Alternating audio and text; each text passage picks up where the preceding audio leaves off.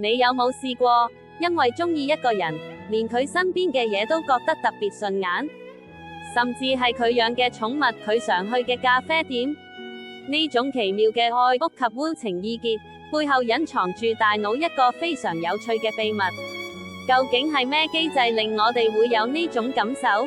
呢個現象就係心理學上赫赫有名嘅經典條件反射。巴甫洛夫發現，狗狗唔止見到食物會流口水，當佢哋反覆聽到鈴聲同時有食物之後，單聽到鈴聲一樣都會流口水。大腦就係咁巧妙地將兩種無關嘅嘢聯結埋一齊。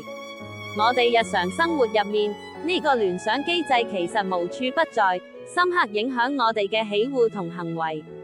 例如你第一次約會嘅地方，如果當時經歷非常開心，你對嗰度好感會大增。相反，如果經歷唔好，就會自動產生負面聯想。呢個大腦嘅秘密，形塑緊你嘅世界觀。